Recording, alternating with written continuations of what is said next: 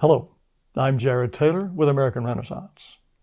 Big Tech doesn't want you watching any of my videos. So if you like what you see, I'd be grateful if you'd send the link to some of your friends. One of the characteristics of Black Lives Matter is viciousness. The true believers have a crazed hatred for their opponents that not even soldiers on a battlefield show to their enemies. Here's an example. Many restaurants are serving people outdoors these days because of the virus, so diners are a stationary target. A BLM gang will march in and order everyone to support Black lives by raising their fists. This is what happened when a woman in Washington, D.C. didn't do as she was told.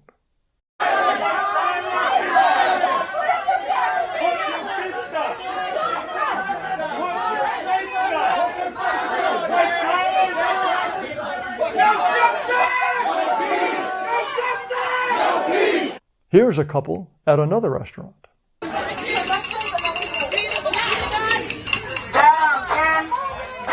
kid! That's crazy! Put your mask on now, huh? Motherfucker! Tasty piece of shit! Wow! Racism! White supremacy! Hey! As you can see, everyone else has obediently raised a fist. In Minneapolis, a journalist tried to take some video in public and got the treatment. What? You're not welcome here. Why are you touching me? We know who you are. Get out of here, Rebecca. Get out! Why can't I be here? You know the fuck why, bitch. Get the fuck out!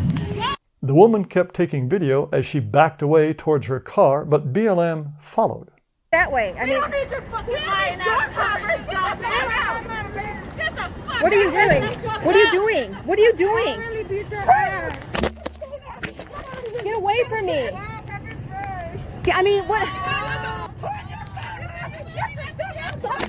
Get away from me. Get away from me. Her ordeal lasted more than 5 minutes.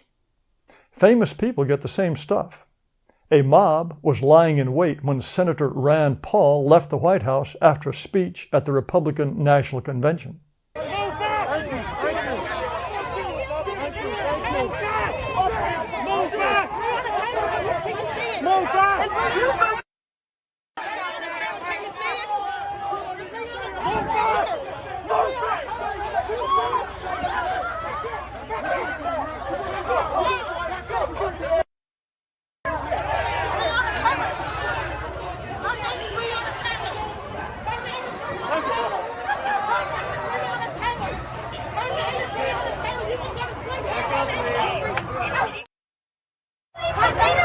Here is another couple walking back to their hotel late at night from the White House. Answer the fucking question! Fuck! Mr. Ager, how do you feel about the killing of black people? How do you feel about abolition? That's curious. Proof. How do you feel about abolition? How do you feel about the killing of black individuals in America? Put your hands on me again, I'll fuck you up! We don't have video, but Alice Johnson, a 65-year-old black woman granted clemency for a drug offense by President Trump, was also mobbed outside the White House.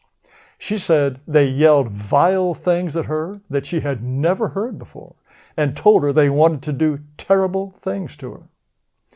BLM marched into a grocery store and harangued people with a bullhorn. That's why we're still in the same predicament that we have been in for years. We demand a new normal, and so should you. And people were still shot as we're marching for George Floyd. We need y'all to start waking up and being out here. This was polite by BLM standards. It's now common to try to intimidate people at home.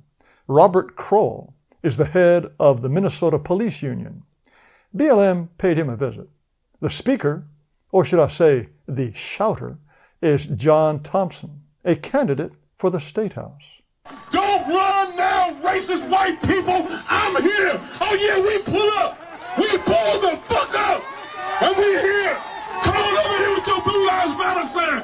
Blue Lives ain't shit! And if people in Hugo don't support black people, fuck Hugo, Minnesota! I meant to say that! So when I say, how do you spell racist, y'all say MPD. How do you spell racist?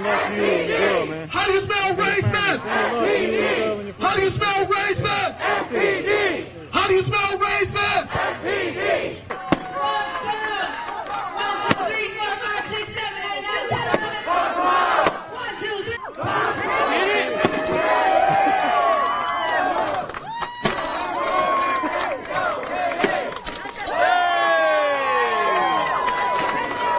That's Mr. Kroll and his wife being beaten in effigy. So much for the left's concerns about violence against women. Any white neighborhood is fair game. In August, we got this headline: "Wake up, motherfucker, wake up. Portland protesters vow to keep up entire neighborhoods as unrest continues." Wake up! Wake up! Wake up, motherfucker, wake up! Wake up! Wake up! Wake up, motherfucker, wake up! Do conservatives do this sort of thing? I don't think so. This is a uniquely leftist form of viciousness.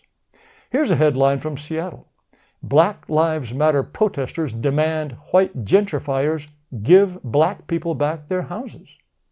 They shouted things like, "Do you know that before your white ass came here, this was all black people? Give up your house. Open your wallets." They did this at night, of course. Here's more intimidation, this time on a billboard in Boise, Idaho. "Black and brown folks built this country, and we're doing it again. Join us or get out of the way."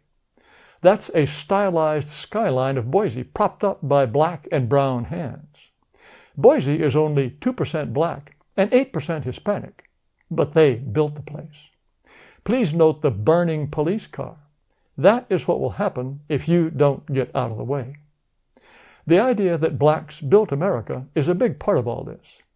As Solomon Giorgio says, black people have every right to burn down a country they built for free.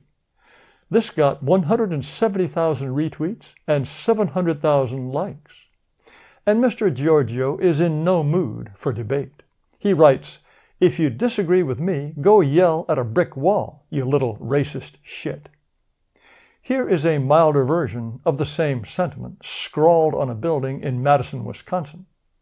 "You have stolen more than we could ever loot.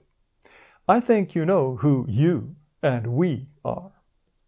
They probably don't know it, but these Black Lives people are an almost perfect copy of a horse of a different color, the Red Guards of the Cultural Revolution in China. From 1966 to 1976, the Chinese were purging their country, unmasking counter-revolutionaries. Today, we are purging our country. As Joe Biden says, he will rip the roots of systemic racism out of this country. Here's how they did it in China. Make the sinner wear a huge dunce cap with his sins written on it, and then give him the treatment. It looks familiar, doesn't it? Here's another guy in a dunce cap. You can tell those Red Guards are having a great time. Here's another enemy of the people, unmasked by Black Lives Matter. Oh, sorry, I meant to say by the Red Guards. Change the slogans and carry a picture of George Floyd instead of Chairman Mao, and these people would be right at home in the U.S., wouldn't they? Well, BLM hasn't quite made it to the Red Guard stage. During the Cultural Revolution, they could throw you in jail, put you in a re-education camp, and if that didn't work, kill you. Anti-racists can't do that to you. Not yet. But I have a feeling they'd like to. And isn't that what it's going to take if we are really going to rip the roots of systemic racism out of this country? And don't forget, when it comes to rooting out racism, all white people are racist, and only white people can be racist. Thanks for watching. Please be sure to subscribe to this video channel. Also, I would invite you to visit AmRen.com. That's AmRen.com. You'll find videos, podcasts, articles, I think quite a few things that will interest you.